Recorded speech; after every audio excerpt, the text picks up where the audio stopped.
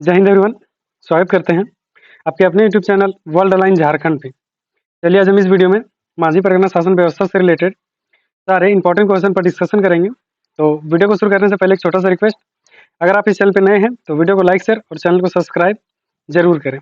चलिए इसमें हम फर्स्ट क्वेश्चन को देखते हैं और मेरा पहला क्वेश्चन है कि माझी परगना शासन व्यवस्था का संबंध निम्न में से किस जनजाति से है।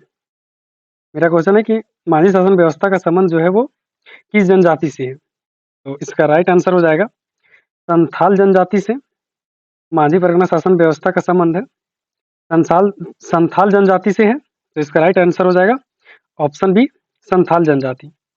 अगर हम देखेंगे तो संथाल का अगर बात करें तो भारत में बहुलक जनजातियों में से एक है और झारखंड की अगर जनजातियों में सबसे अधिक संख्या का बात करें तो संथाल का है। दूसरा चीज देखेंगे कि संथाल का अगर बात करें तो संथाल का जो मुख्य निवास स्थान है वो है संथाल परगना। चलिए तो इसका राइट आंसर है कि जो माझी शासन व्यवस्था है वो संथाल जनजाति से संबंधित है, तो इसका राइट आंसर होगा ऑप्शन बी। नेक्स्ट क्वेश्चन को देखते हैं।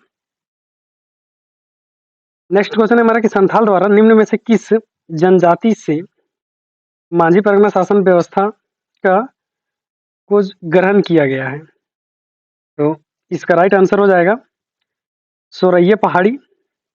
संथालों ने माझी व्यवस्था सोरैया पहाड़ी जनजाति से प्राप्त किया था, तो इसका राइट आंसर हो जाएगा संथाल जनजाति माझी परगना शासन व्यवस्था सोरैया पहाड़ी से ग्रहण किया था। इसका राइट आंसर हो जाएगा ऑप्शन सी। नेक्स्ट क्वेश्चन को देखेंगे। नेक्स्ट क्वेश्चन है हमारा कि माझी शासन व्यवस्था में ग्राम पंचायत का प्रधान क्या कहलाता है। तो इसमें हम इसको थोड़ा डिटेल से समझते हैं। जो संथाल का गांव होता है, संथाल के प्रत्येक गांव अगर हम देखेंगे, संथाल के गांव में अगर हम बात करें तो पंचायत होती है जिसका प्रमुख या मुखिया का बात करें तो वो होता है मांझी। एक हो गया कि जो संथाल गांव में एक पंचायत होता है जिसका प्रमुख कौन होता है, मांझी होता है। दूसरा इसी में हम देखेंगे कि गांव का एक धार्मिक प्रधान भी होता है जिसको हम कहते हैं नाइके। तो जो माझी परगना शासन व्यवस्था के जो धार्मिक प्रधान होते हैं उसे हम नाइके कहते हैं। तो इसके पीछे हमने पढ़ाया था मुंडा शासन व्यवस्था। तो आपको कमेंट के माध्यम से बताना है कि जो मुंडा शासन व्यवस्था के धार्मिक प्रधान होता है उसको क्या कहते हैं। अभी आपने देखा कि माझी जो शासन व्यवस्था के जो धार्मिक प्रधान होते हैं उसे हम नाइके कहते हैं। तो इसके पहले भी हमने बताया था कि जो मुंडा शासन व्यवस्था के जो धार्मिक प्रधान होते हैं तो उसको कमेंट में आपको बताना है कि जो मुंडा शासन व्यवस्था के धार्मिक प्रधान होते हैं उसे क्या कहते हैं। आगे हम इसी में देखेंगे तो मांझी जो होता है वो गांव का प्रधान होता है और उसे प्रशासनिक एवं न्यायिक अधिकार होता है।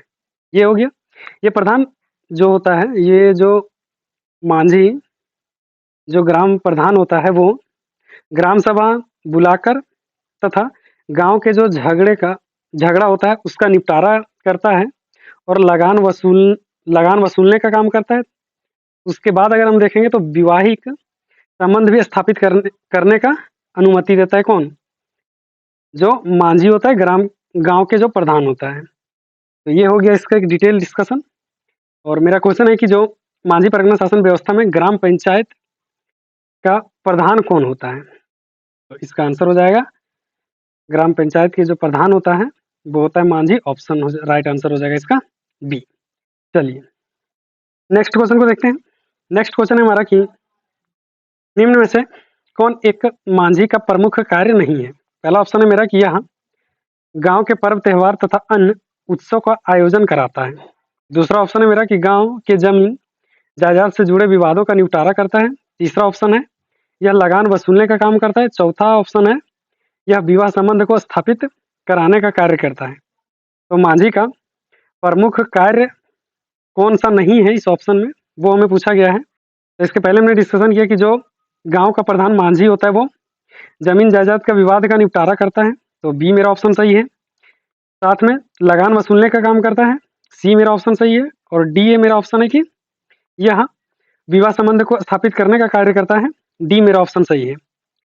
तो इसमें पूछा है कि कौन सा प्रमुख कार्य नहीं है, तो ऑप्शन ये इस क्वेश्चन का राइट आंसर हो जाएगा कि उसका पर्व त्योहार तथा अन्य उत्सव का आयोजन करने का मांझी का जो है वो प्रमुख कार्य नहीं है। तो इसका राइट आंसर हो जाएगा ऑप्शन फर्स्ट। चलिए नेक्स्ट क्वेश्चन को देखेंगे हम। नेक्स्ट क्वेश्चन है हमारा कि मांझी के कार्यों के सफल संचालन में कौन उसके सहयोगी प्रदान करता है। जो मांझी होता है उसके कार्य को सफलतापूर्वक संचालन करने के लिए उसका सहयोग कौन करता है। तो इसका राइट आंसर हो जाएगा जोग मांझी जो है वो मांझी का एक तरह से सहयोगी होता है। तो इसका राइट आंसर हो जाएगा जोग मांझी, ऑप्शन हो जाएगा फर्स्ट। नेक्स्ट क्वेश्चन को हम देखेंगे। नेक्स्ट क्वेश्चन है हमारा कि जोग मांझी की अनुपस्थिति में उसके दायित्व का निर्वहन कौन करता है। अगर जोग मांझी नहीं होता है तो उसके स्थान पर उसके कार्य को कौन करता है। तो इसका आंसर हो जाएगा जोग पार्निक जो होता है वो जोग मांझी की अनुपस्थिति में उसके कार्यों का निर्वहन करता है। तो इसका राइट आंसर हो जाएगा ऑप्शन सी। और अगर हम देखेंगे तो मांझी के अनुपस्थिति में अगर हम बात करें तो उसका जो कार्य होता है, अगर मांझी अनुपस्थित होता है, जो गांव के प्रधान होता है अगर वह अनुपस्थित रहता है तो उसके कार्य को प्रमाणिक के द्वारा संभाला जाता है। तो मांझी का हो जाएगा प्रमाणिक। चलिए तो इसका राइट आंसर हो गया जोग पार्निक, ऑप्शन सी हो जाएगा। नेक्स्ट क्वेश्चन को देखेंगे।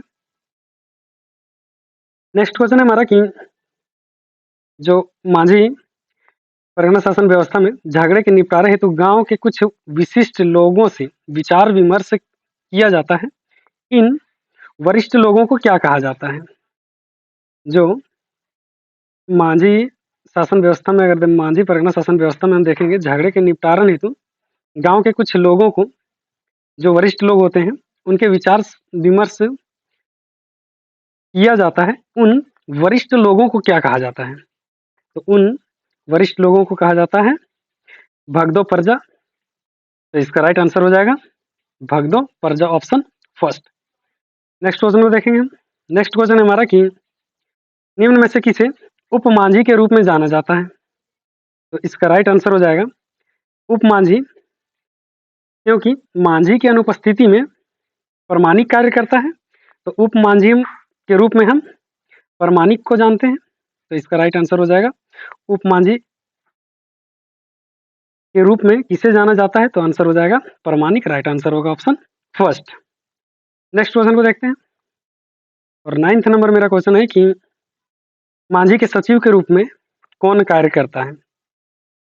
तो अगर हम देखेंगे कि मांझी के सचिव के रूप में तो हो जाएगा गुड्डेन जो होता है वो मांझी के सचिव के रूप में कार्य करता है। तो इसका राइट आंसर हो जाएगा ऑप्शन बी, क्योंकि देखेंगे अगर हम तो ये गांव में संदेश वाहक के रूप में जो गुंडेत होता है वो गांव में संदेश वाहक के रूप में होता है और ग्राम सभा या उत्सव की सूचना ग्रामीणों को देता है, साथ ही उन्हें एक स्थान पर एकत्रित करता है तथा मांझी का आज्ञा का पालन खुद करता है और लोगों से करवाता भी है। तो इसका राइट आंसर हो जाएगा कि जो मांझी का सचिव है, सचिव के रूप में कार्य करता है, वो हो जाएगा गुडेंट। इसका राइट आंसर होगा ऑप्शन बी।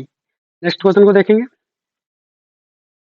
और 10th नंबर मेरा क्वेश्चन है कि मांझी परगना शासन व्यवस्था में निम्न में से कौन किसी उत्सव या कार्यक्रम की जानकारी ग्रामीणों तक पहुंचाने का कार्य करता है। तो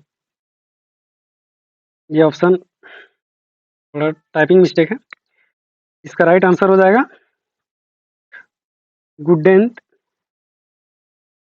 जो होता है वो यही संदेशवाहक के रूप में, साथ ही उत्साह या कार्यक्रम की जानकारी ग्रामीणों तक पहुंचाने का कार्य करता है। तो इसका राइट आंसर हो जाएगा गुडेंत। नेक्स्ट क्वेश्चन को देखेंगे। नेक्स्ट क्वेश्चन है मेरा कि मांझी परगना शासन व्यवस्था में निम्न में से कौन गांव के परिवार से संबंधित सूचना एकीकृत करने का कार्य करता है। तो इसमें भी मेरा आंसर हो जाएगा कि जो मांझी परगना शासन व्यवस्था में देखेंगे कि गांव के परिवारों से संबंधित सूचनाओं का एक एकत्रित करने का कार्य गुंडेंत ही करता है। तो इसमें भी हो जाएगा ऑप्शन सी हो जाएगा राइट आंसर। इसका अगर हम देखेंगे तो ये तो एक जो होता है मांझी का सचिव के रूप में कार्य करता है, दूसरा देखेंगे संदेशवाहक के रूप में है, और अगर हम देखेंगे तो ये ग्रामीणों को सूचना देने का भी कार्य कर रहा है, और यहाँ पे देखेंगे तो परिवारों से संबंधित सूचनाएं एकीकृत करने का भी कार्य गुडेंत करता है। तो इसका राइट आंसर हो जाएगा इसमें ऑप्शन सी। नेक्स्ट क्वेश्चन को देखेंगे। नेक्स्ट क्वेश्चन है हमारा कि निम्न में से कौन मांझी परगना शासन व्यवस्था के गांव के प्रहरी के रूप में कार्य करता है। प्रहरी का मतलब हो जाता है पहरेदार। तो इसमें पूछा गया है कि मांझी परगना शासन व्यवस्था में जो गांव के पहरेदार के रूप में कार्य करता है उसे हम क्या कहते हैं। इसका राइट आंसर हो जाएगा उसे हम लासेर टंगाई कहते हैं। तो इसका राइट आंसर हो जाएगा ऑप्शन फर्स्ट। नेक्स्ट क्वेश्चन को हम देखेंगे। नेक्स्ट क्वेश्चन है हमारा कि जो मांझी परगना शासन व्यवस्था में कौन पुलिस के भांति कार्य करता है। तो इसमें हम देखेंगे कि जो मांझी शासन व्यवस्था में पुलिस के भांति जो कार्य करता है वो है चौकीदार। चौकीदार ही पुलिस के भांति कार्य करता है। तो इसका राइट आंसर हो जाएगा ऑप्शन फर्स्ट। नेक्स्ट क्वेश्चन है हमारा कि मांझी परगना शासन व्यवस्था में निम्न में से कौन मांझी के आदेश पर किसी को भी गिरफ्तार कर सकता है। तो मांझी जो है वो गांव का प्रधान है, और मांझी के आदेश पर किसी को भी गिरफ्तार कर सकता है तो वो है चौकीदार, क्योंकि चौकीदार जो है वो मांझी परगना शासन व्यवस्था में पुलिस के भांति कार्य कर रहा है। तो इसमें राइट आंसर हो जाएगा कि मांझी के आदेश पर किसी को गिरफ्तार करता है तो वो है चौकीदार। राइट आंसर हो जाएगा इसका ऑप्शन डी। नेक्स्ट क्वेश्चन को देखते हैं। नेक्स्ट क्वेश्चन है हमारा मांझी परगना शासन व्यवस्था में 15 से 20 गांवों को मिलाकर बने समूहों को क्या कहते हैं। तो इसका राइट आंसर हो जाएगा कि मांझी परगना शासन व्यवस्था में जो 15 से 20 गांव को मिलाकर बने समूह को हम परगना कहते हैं, और इसके जो प्रधान होते हैं, जो 15 से 20 गांव को मिलाकर जो समूह बनता है उसे परगना कहते हैं, और इसके प्रधान को हम परगनेत कहते हैं। परगनेत कहते हैं। तो इसका राइट आंसर हो जाएगा ऑप्शन बी परगना। नेक्स्ट क्वेश्चन को देखेंगे। नेक्स्ट क्वेश्चन हमारा कि मांझी परगना शासन व्यवस्था में परगना का प्रधान क्या कहलाता है। तो परगनेत कहलाता है। तो राइट आंसर हो जाएगा ऑप्शन फर्स्ट।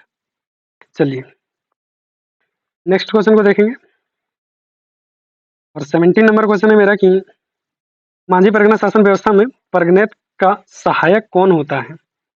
तो मांझी परगना शासन व्यवस्था में अगर हम देखेंगे तो परगनेत का जो सहायक होता है वो होता है देशमांझी।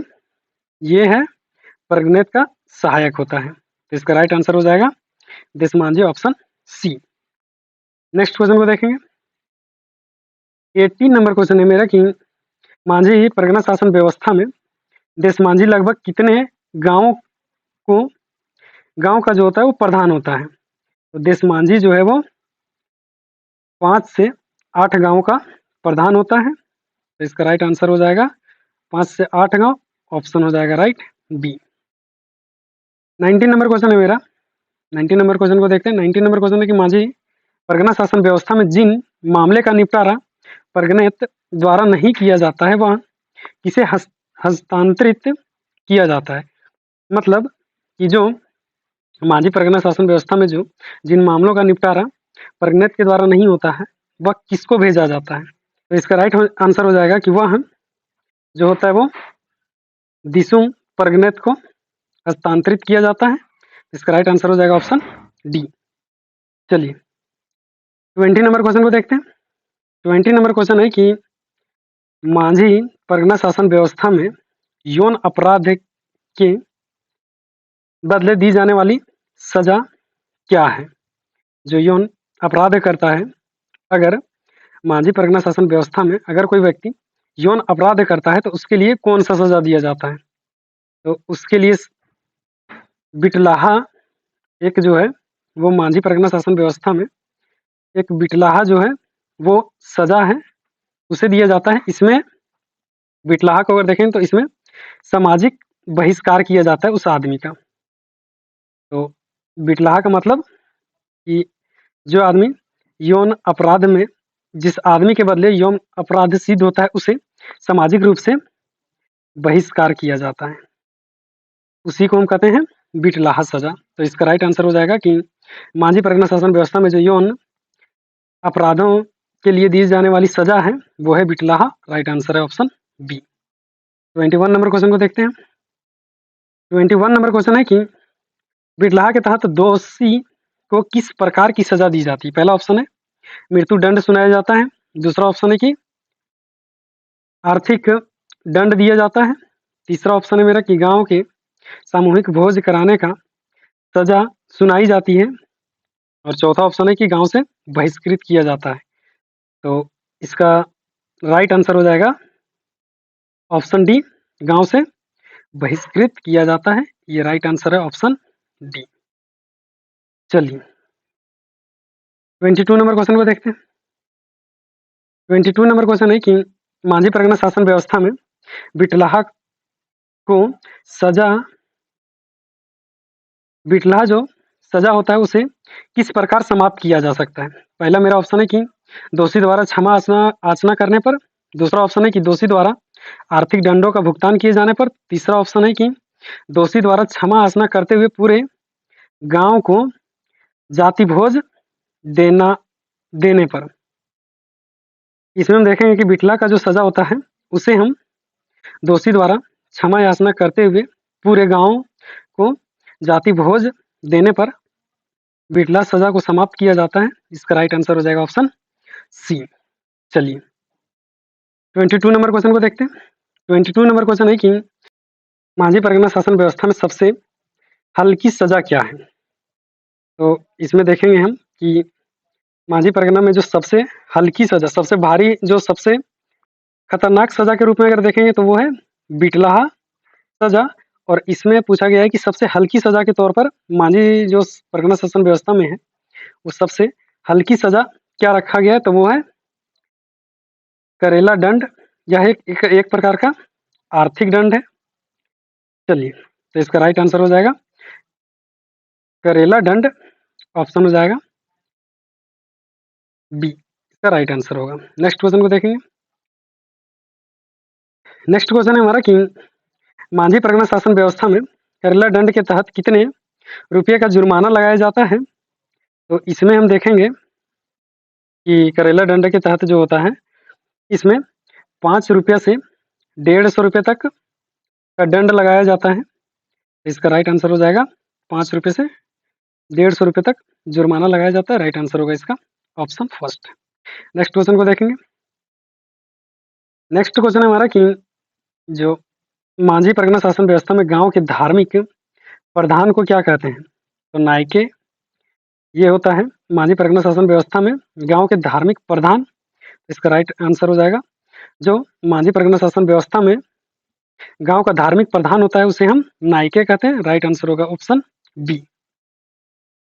चलिए 26 नंबर क्वेश्चन को देखते हैं। 26 नंबर क्वेश्चन है कि मांझी परगना शासन व्यवस्था में धार्मिक अपराध करने पर किसी अपराधी को किसके द्वारा फैसला सुनाया जाता है? तो इसका राइट आंसर होगा कि जो मांझी परगना शासन व्यवस्था में है वो धार्मिक अपराध करने पर किसी अपराधी को किसके द्वारा फैसला सुनाया जाता है? तो वो धार्मिक प्रधान के द्वारा ही उनकी फैसला सुनाई जाती है धार्मिक अपराध पर, तो हो जाएगा राइट आंसर इसका नायके के द्वारा ही माझी शासन व्यवस्था में धार्मिक अपराध करने पर किसी अपराधी को फैसला नायके के द्वारा ही सुनाया जाता है, तो इसका राइट आंसर हो जाएगा ऑप्शन बी। अगर हम देखेंगे इसमें तो शादी विवाह के अगर मामले में देखें तो जोग मांझी के द्वारा निर्णय सुनाया जाता है और धार्मिक अपराध में नायक के द्वारा ही फैसला सुनाया जाता है, और शादी ब्याह के मामले में जोग मांझी के द्वारा। ये दो चीज आपको याद रखना है। चलिए 27 नंबर क्वेश्चन को देखते हैं। 27 नंबर क्वेश्चन है कि निम्न में से कौन मांझी परगना शासन व्यवस्था में उपनायिके की भांति कार्य करता है। तो नायक हम जानते हैं कि ये गांव का जो है धार्मिक प्रधान होता है, तो इसमें पूछा गया है कि निम्न में से कौन मांझी परगना शासन व्यवस्था में उपनायक के रूप में के भांति में कार्य करता है, तो इसमें हो जाएगा, तो इसका राइट आंसर हो जाएगा उडाम नायक जो होता है वो मांझी परगना शासन व्यवस्था में उपनायक की भांति कार्य करता है। इसका राइट आंसर हो जाएगा ऑप्शन फर्स्ट। नेक्स्ट क्वेश्चन को देखेंगे हम। नेक्स्ट क्वेश्चन है हमारा कि जो मांझी परगना शासन व्यवस्था में गांव के बाहर जो देवी देवताओं की पूजा पष्टा संपन्न कराने का कार्य करता है उससे क्या कहते हैं। तो ये उपनायक जो होते हैं उन्हीं का कार्य होता है। गांव के जो बाहर देवी देवताओं का पूजा पाठ का संपन्न कराने का कार्य नायके का होता है, तो इसका राइट आंसर हो जाएगा उडाम नायक नायके। ऑप्शन हो जाएगा इसका राइट आंसर ऑप्शन बी। चलिए 29 नंबर क्वेश्चन को देखते हैं। 29 नंबर क्वेश्चन है कि मांझी शासन व्यवस्था में जो सर्वोच्च न्यायिक संस्था कौन होती है। तो इसका राइट आंसर हो जाएगा कि जो मांझी शासन व्यवस्था में जो सर्वोच्च न्यायिक संस्था है वो है लोबीर तेंद्रा जो है वो सर्वोच्च न्यायिक संस्था है। ऑप्शन बी लोबीर तेंद्रा जो है वो सर्वोच्च न्यायिक संस्था है। राइट आंसर है ऑप्शन बी। चलिए 30 नंबर क्वेश्चन को देखते हैं। 30 नंबर क्वेश्चन है कि मांझी परगना शासन व्यवस्था में शिकार परिषद को निम्न में से किस नाम से जाना जाता है। तो इसका राइट आंसर हो जाएगा कि जो मांझी परगना शासन व्यवस्था में शिकार परिषद होता है उसे हम सेंद्रा बेसिन वेंसी के नाम से जानते हैं, तो इसका राइट आंसर हो जाएगा सेंद्रा वेंसिन। राइट आंसर हो जाएगा इसका ऑप्शन होगा बी। चलिए 31 नंबर क्वेश्चन को देखते हैं, और ये मेरा इस वीडियो का लास्ट क्वेश्चन है कि मांझी परगना शासन व्यवस्था में निम्न में से किसे भूमि प्रदान नहीं की जाती है। तो इसमें हम देखेंगे कि जो मांझी परगना शासन व्यवस्था में भूमि प्रदान भागदौ प्रजा को नहीं किया जाता है, जो कि हमने देखा था कि झगड़ों के जो निर्णय में विचार विमर्श के लिए जो कुछ विशिष्ट व्यक्ति होते थे उसी को हम कहे थे भागदौ प्रजा, और मांझी परगना शासन व्यवस्था में भागदौ प्रजा को ही भूमि प्रदान नहीं किया जाता है, तो इसका राइट आंसर हो जाएगा ऑप्शन फर्स्ट। चलिए इसी तरह के वीडियो के लिए वीडियो को लाइक शेयर और चैनल को सब्सक्राइब जरूर करें। मिलते हैं एक नए वीडियो के साथ, तब तक के लिए जय हिंद।